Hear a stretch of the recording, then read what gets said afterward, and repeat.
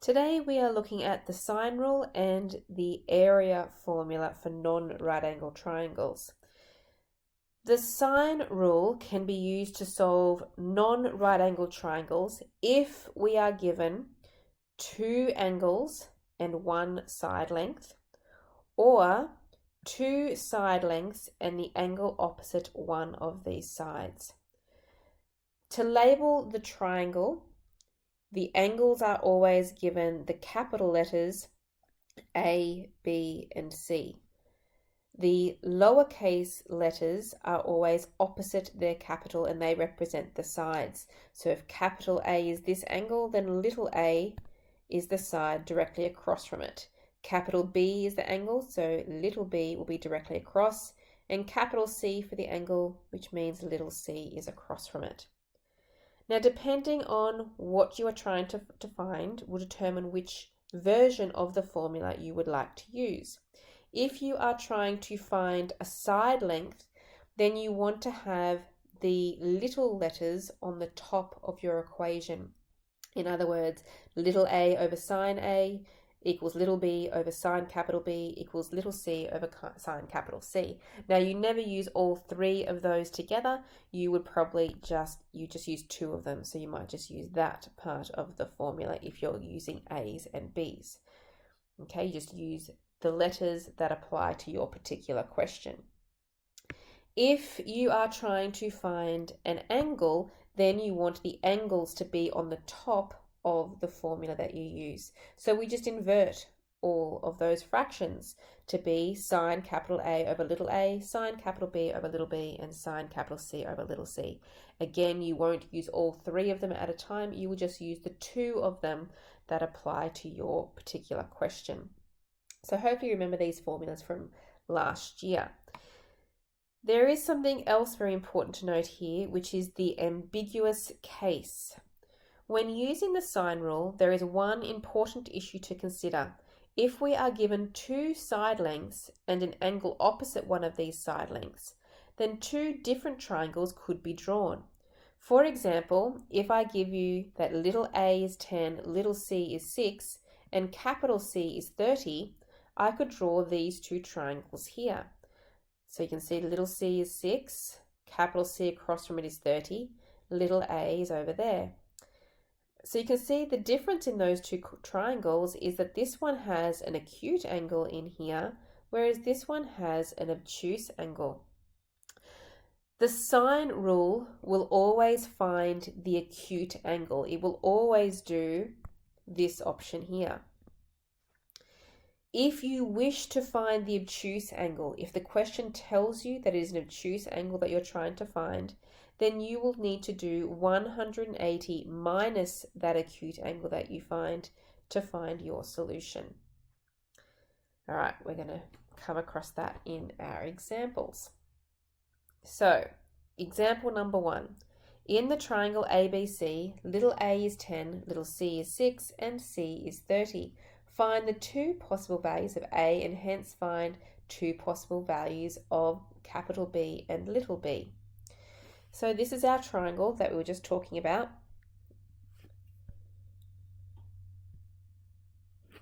So let's draw it again down here.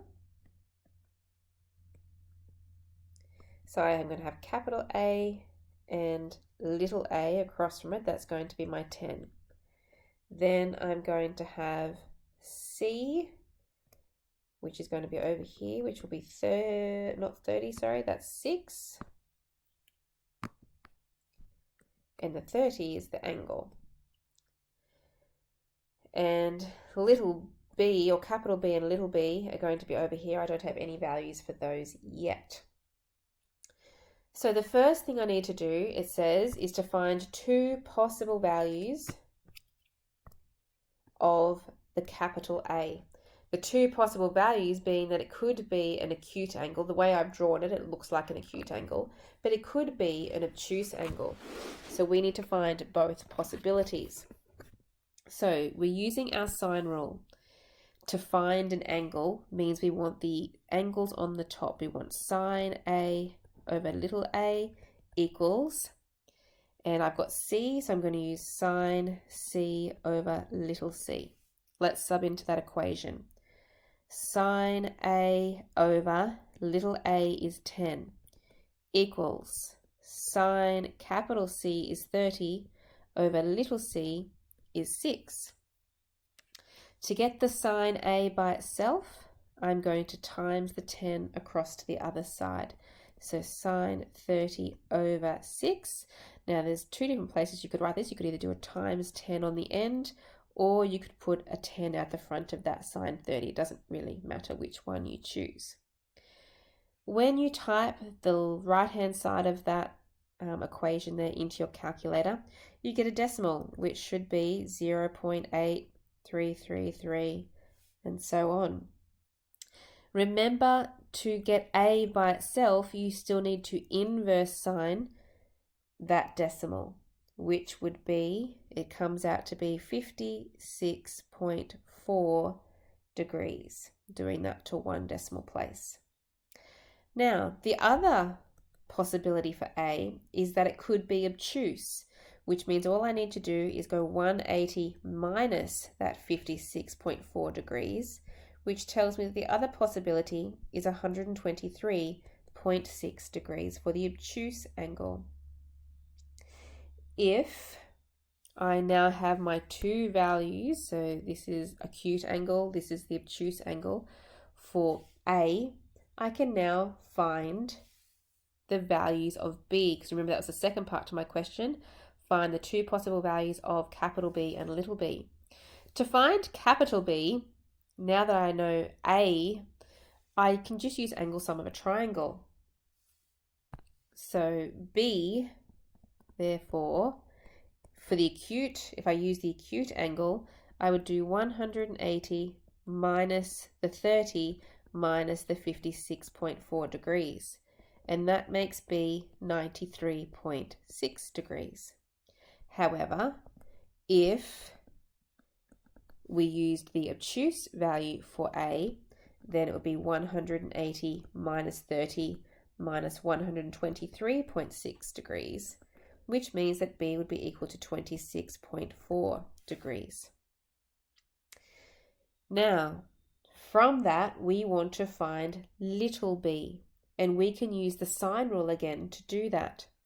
So, from my diagram, if I now know my capital B, and I want to find little b, I'm putting the sides on the top. So it's going to be sine capital B, little b, I want to put the sides on the top, so little b on the top over sine of capital B. And I can choose whether I want to use the A's or the C's. Now the C's have the nicer numbers, so let's use those. So let's go little c over sine capital C. And I'm going to do the same thing the second time with the obtuse angle over here as well. Okay, so using the first value there for B, little b over sine 93.6 degrees is going to be equal to little c, which is 6, over sine of capital C, which is 30. To get b by itself, we times the denominator to the other side. So I'm going to times the sine 93.6 to the top of that fraction there. And that tells me that little b is 11.98 meters. Now we need to do the same thing with our other value for capital B. So little b over sine of 26.4 degrees is equal to c, which is 6, over sine of capital C, which is 30, times the denominator away. So 6 sine 26.4 over sine of 30. And that equals 5.34 meters for little b. So quite a bit involved with that question. Over the next page. There are three formulas that can be used to find the area of a triangle. Okay, so the first formula you would have learnt about a long time ago is for right-angled triangles only, which is A equals half BH. There is a second formula here called Heron's Rule, which you may not recall. You probably haven't used this before. This formula involves using a new pronumeral S, which is when you add together the three side lengths, so A plus B plus C, and divide by 2, and then you can substitute them into this formula. This is Heron's Rule. Okay, we don't use this one, but it is a legitimate method. And the most important one, the purpose of what we're doing here, is using our area of a triangle using sine. So again, we label our triangle the same way, and the formula is area is equal to half AB sine C. Now, in that formula, capital C is always the angle that you are given. Even if you have to relabel the triangle, make capital C the angle. And the little a and the little b are the sides on either side of that angle. So in example number 2 here, if I want to find the area of this triangle, I'm going to call capital C the 111 and A and B the little sides on either side. So area, now it's best to write area instead of A because A could be seen to be the side length of the side opposite little a. The formula is half AB sine capital C. Subbing in, half times A is 6 times B is 10 times sine of C, which is 111 degrees. Type that into your calculator and you get 28 centimeters squared because it is area. Okay. Question 3. A triangle has known dimensions of A equals 6, B equals 8, and capital B equals 54 degrees. Find capital A and capital C, and hence the area. It's always good to have a diagram so that you can write on the information that you've been given. So not to scale any random triangle A, B, and C. We're told that little a is 6, so across from capital A, that will be 6. Little b, across from the capital B, will be 8. Little c, we don't know. Capital B is 54 degrees. Find A and C. All right, well, I have got angle and side opposite, and I have this extra side here. So I could use the sine rule to find the angle opposite that extra side that I have, which is the capital A. So I'm going to write my formula down as sine capital A over little a, because I'm trying to find the angle, equals, and I've got B, so sine capital B over little b. Subbing in, sine capital A over little a, which is 6, equals sine of capital B is 54 over little b, which is 8. We want to get the sine A by itself, so we times the 6 across to the other side. So that is 6 times by the sine 54 over 8. And you will type that into your calculator, and you'll need to shift sign or inverse sign to get rid of the sign in front of that A. And check it, please. Make sure you can get that answer. It should come out to be 37.36 degrees. Once we have found capital A, we can then find capital C by just using the angle sum of a triangle. So that's 180 minus the 54 degrees that we were given for B, minus the 37.36 degrees that we just found for A. So that means that C is equal to 88.64 degrees. Okay, so if you like, you can write that on your diagram. So A was 37.36 and C was 88.64.